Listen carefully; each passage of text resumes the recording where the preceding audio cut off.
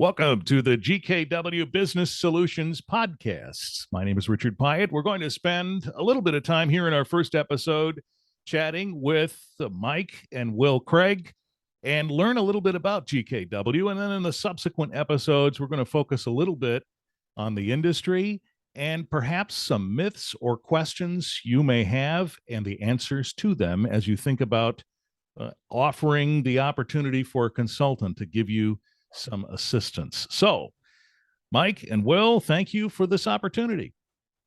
Yes, thank you very much, Richard. So let's start out, of course, at the beginning and talk a little bit about your company and understand each of your backgrounds as well. What do each of you bring to the table? Will, do you want to start with that? Absolutely. Thank you, Richard, so much for having us. Our background is in lean manufacturing. We work with small businesses to help them achieve goals that they have, and we focus strictly on EBITDA. My background is in food manufacturing. I graduated from Grand Valley State University and hold a Six Sigma black belt.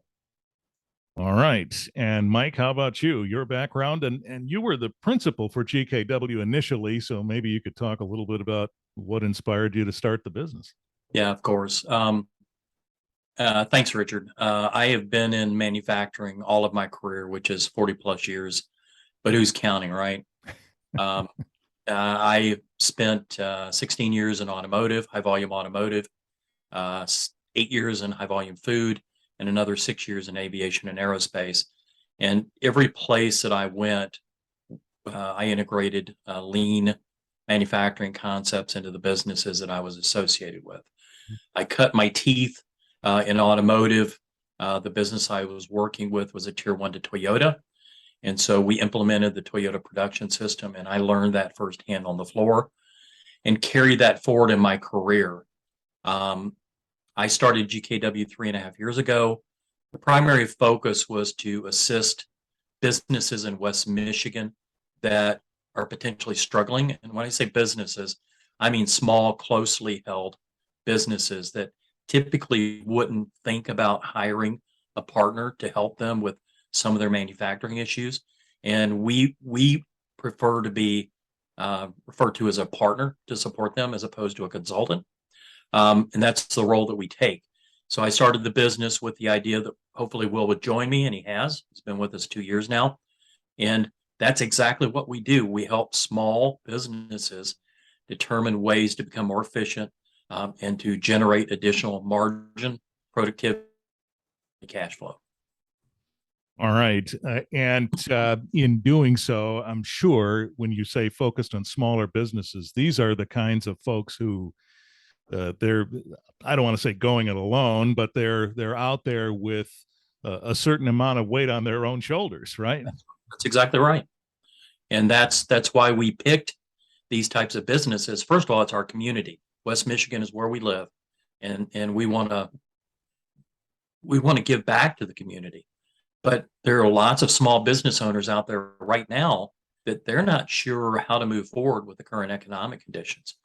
And so they need help. And that's the role that we think we play.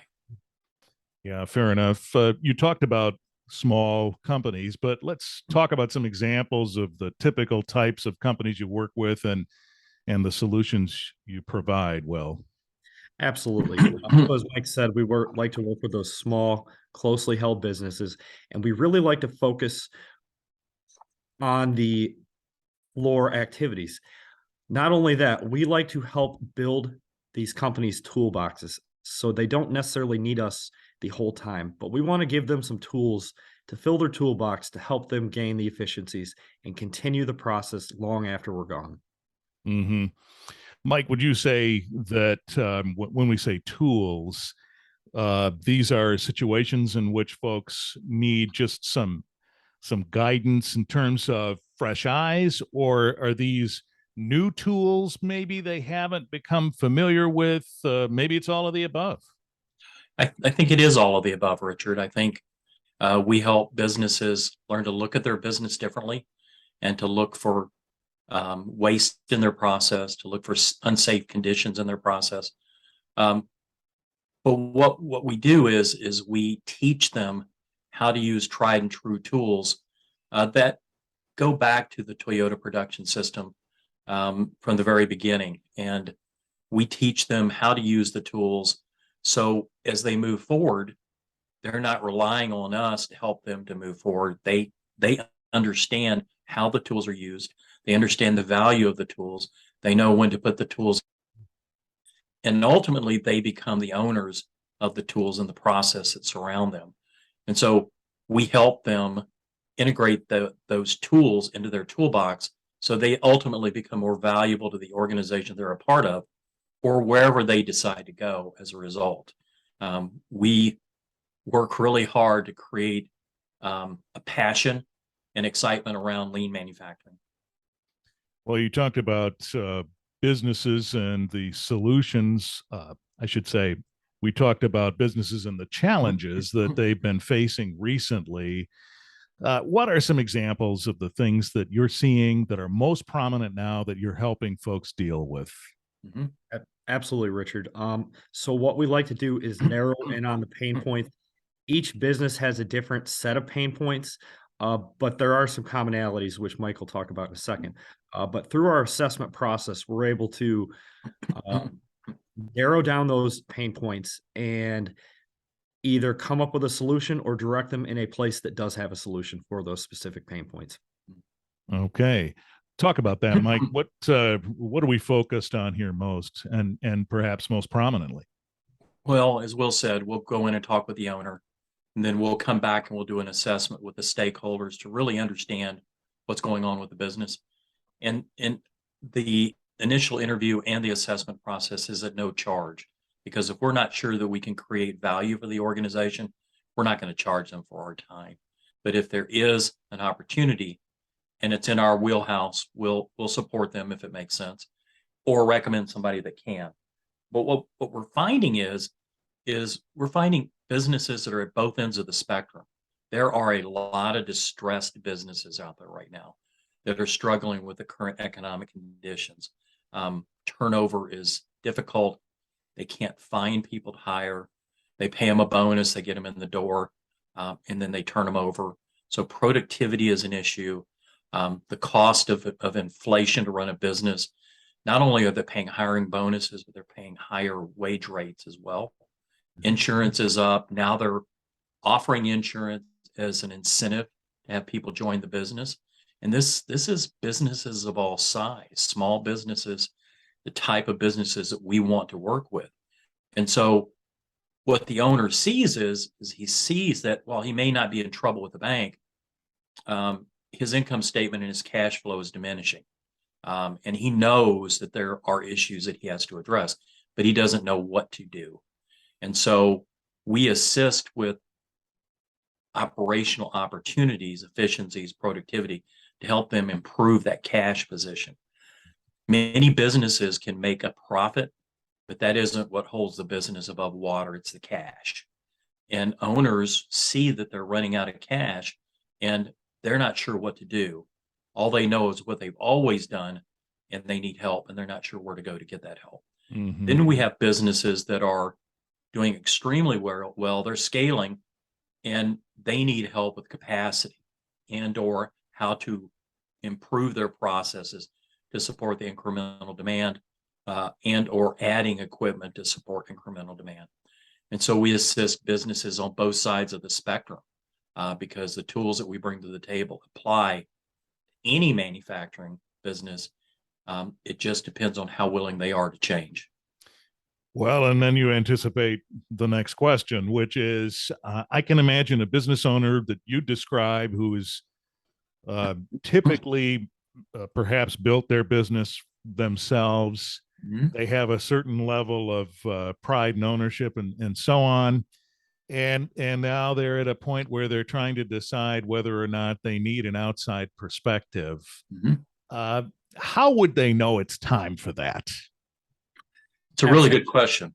Go ahead, Will. It is a really good question, Richard. They need to evaluate their pain points from their own point of view, and if they can tackle those pain points, they should try and work those out. But if they get to the point where they can't tackle those pain points, then might be a good time. Again, we specialize in on-the-floor support, and we like to work with and gain trust with those key employees that are actually running the processes. And again, we have a free initial discussion, free assessment, and the support level is unmatched that we can provide. Mm-hmm. So when you talk about that free assessment, you're going to be walking the floor and studying exactly what's going on. Isn't that true? Correct. Yep. Yeah. And in doing that, this is a broad-based assessment, right? You've got to take a look at soup to nuts here, don't you? We have an assessment that's approximately 300 questions deep, and it covers a variety of different areas of manufacturing. We do narrow that assessment down to the pain points identified to the owner, because to work through it completely, it could take a couple of days. And so we're not going to waste their time on things that aren't really relevant to them. We're going to really focus on the areas that the owner identifies as pain points. And then we're talking with the stakeholders to get the real details as to what the problems are. And then we pull that information together and make a proposal. If we're a fit to help them, put a proposal together to see if we can solicit working with them. Boy, I can think of 17 more questions related to some of what you just said, but that's really interesting because this assessment reveals whether or not your business leader knows what the real problems are, doesn't it? I mean, you just talked about how they've articulated what they think the issues are. Now you're going to get into really digging into finding out what they are. Sometimes I bet they don't match, do they? Sometimes it is the case, and where we find the details are working with the shareholders, the people that live with it every day, the stakeholders, those that are out there fighting the fight every day. And the owner probably has a general idea, but sometimes there is some misinformation there. But that the point is to get to the real issues so we can come back to the owner and say, here's what we understand, here's our recommendation. And that recommendation may not be something GKW can support. We have a list of vetted strategic partners that we work with in a variety of different areas that we would recommend and refer in. Our business is 100% referral. That's how we find clients. That's how our strategic partners find clients. And that really is what it's about. And so when you ask the question, how does an owner know that it's time to seek help?